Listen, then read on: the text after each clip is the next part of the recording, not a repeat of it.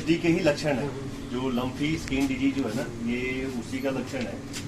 पहले कुछ African country में ये देखा गया था।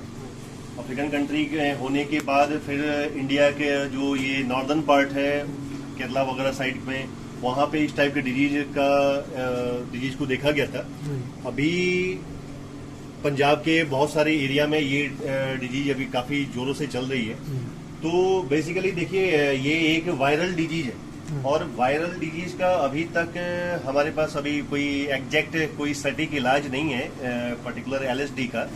तो इसकी वजह से जो सेकेंडरी बैक्टीरियल इन्फेक्शन ना हो, हम उसका इलाज कर सकते हैं। और इसकी रोकथाम के लिए, जिसमें जैसे कि आपके इन पशुओं में अभी नहीं हुआ है, तो इन पशुओं में ये चीज ना फैले, इसके लिए हम कुछ सावधानियों का कुछ सावधानियां रखेंगे। सबसे पहले कि ये मक्खी मच्छरों से बचाव करनी है आपको सबसे ज्यादा, क्योंकि ये बीमारी मक्खियों से ही ज्यादा फैलती है। मक्खी, मच्छर, चिच्चड़, इनसे ये ज्यादा फैलती है। तो यहाँ पे आप किसी भी टाइप का डिसइंफेक्टेंट का इस्तेमाल करके आप मक्खी मच्छरों से बचा सकते हैं। या मार्केट में बहुत सारे अमिट्राज का या साइपरमेथ्रिन का स्प्रे आता है, तो आप उसका स्प्रे कर सकते हैं। जैसे विल्ट्राज का आप स्प्रे कर सकते हैं। विल्ट्राज आती है 12.5% में, 6 ml, 15 ml और 50 ml में आती है। तो आप उसका 1 लीटर पानी में 2 ml डालिए विल्ट्राज को, और उसका घोल बना के आप पूरे फार्म में स्प्रे कर सकते हैं। ठीक है। हाँ, अभी आप जैसे कि पशु के ऊपर जैसे कोई घाव नहीं है, तो आप स्प्रे कर सकते हैं। अगर किसी पशु के ऊपर में जैसे ये जब अगर बड़े होते ना, ये जो स्पॉट्स आप देख रहे हैं, ये अगर ज्यादा बड़े होते तो ये फूट जाते। फूटने के बाद यहाँ से डिस्चार्ज आती या ब्लड आ सकते थे। ठीक है। तो फिर उस टाइम पे आप उसका छिड़काव नहीं कर सकते हैं, क्योंकि थोड़ा सा वो इरिटेंट हो सकता है। हाँ, तो आप अभी ये सेफ है कम्प्लीटली। मेरे ख्याल से ये जल्दी रिकवरी स्टेज में अब है, तो आपका जल्दी ये रिकवर हो जाएगा। बस यहाँ से इन पशुओं में ना पहुंचे, इसके लिए आपको ये स्प्रे करना होगा। है और भी पशुओं में। सर, इसके लक्षण क्या क्या है? मेन लक्षण और कुछ लक्षण इसके ये, जैसे कि एक तो आप ये देख रहे हो तप्पड़ी से जो ये निकल रही है। ठीक है। अगर ये कुछ ज्यादा होता तो यहाँ पे देखो, जैसे इसकी स्वेलिंग है ना, ये इस जगह पे ये ब्रिस्केट में स्वेलिंग भी हो सकती है, इसके पैरों में स्वेलिंग हो सकती है, इसके आर्डर में भी स्वेलिंग हो सकती है। ये सारे लक्षण ये दिखा सकता है अगर इसको LSD हुआ है तो। ऑलरेडी देखिए आपके पशु में यहाँ पे स्वेलिंग है। ठीक है। तो ये लक्षण है। आंखों से भी डिस्चार्ज आ सकता है, नाकों से भी डिस्चार्ज हो सकती है, जैसा कि यहाँ पे आप देख रहे हैं कि थोड़ी बहुत हो भी रही है। ठीक है। तो ये अपने आप ही चली जाएगी। ठीक है। या फिर कोई इसका जैसे कि आप एंटीबायोटिक ट्रीटमेंट कर सकते हैं, कोई हल्की एंटीबायोटिक ट्रीटमेंट कर सकते हैं। अगर इसको फीवर भी था पहले? नहीं, फीवर नहीं था। ठीक है। तो फीवर नहीं है, बहुत अच्छी बात है। तो आप इसको सबसे जरूरी होगा कि आप किसी वेटनरी डॉक्टर से मिलें, वेटनरी डॉक्टर को दिखाइए। वो ज्यादा सबसे बेस्ट ट्रीटमेंट आपको बता सकते हैं कि इसमें बेसिकली ट्रीटमेंट क्या दी जा सकती है। ठीक है। तो वेटनरी डॉक्टर। इसका दूध हमारे लिए? हाँ, इसका दूध आम इंसान पी सकता है। 1 महीना नहीं, अगर किसी दूध वाले पशु में अगर ये बीमारी अगर हुई है, तो उसका दूध इंसानों के लिए खतरनाक नहीं है, यानी कि उसका दूध हम पी सकते हैं।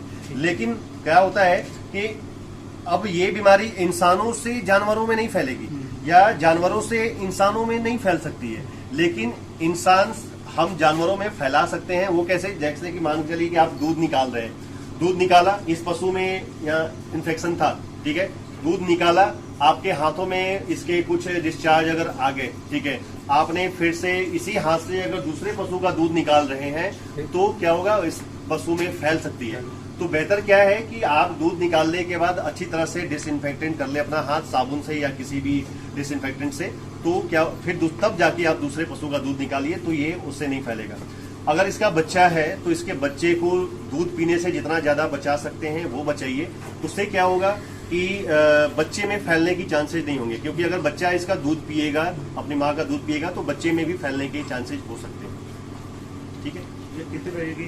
ये जनरली ऐसे तो अगर देखा जाए तो 7 से 21 दिन तक का असर इसके शरीर के ऊपर में दिखेगा, लेकिन चूंकि ये वायरल बीमारी वायरल है, तो मतलब कि इन्वायरमेंट में 2 से 3 महीने 4 महीने रह सकती है।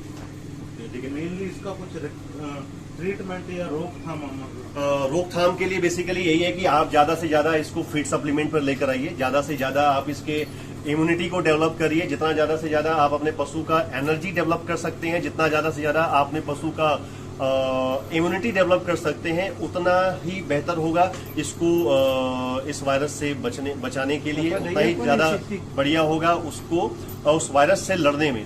क्योंकि एक तरफ वायरस है और एक तरफ आपकी इम्यूनिटी है। जो ज्यादा स्ट्रांग होगा वो मतलब कि जीतेगा। अगर वायरस ज्यादा स्ट्रांग हो गया तो ये शरीर के ऊपर में दिख रहा है। अगर आपके पशु के शरीर की इम्यूनिटी अगर स्ट्रांग है तो आप मतलब कि ये बीमारी नहीं दिखेगी।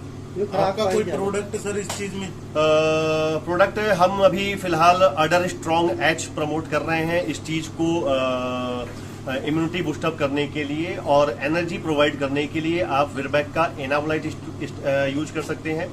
विरबैक का अडर स्ट्रांग एच आता है, वो 20 ml रोजाना यूज करना है। और विरबैक का एनाबोलाइट आता है, एनाबोलाइट आप 200 ml रोजाना देकर आप इसके एनर्जी को बूस्टअप कर सकते हैं, जिससे कि क्या होगा, रिकवरी काफी फास्ट हो जाएगी।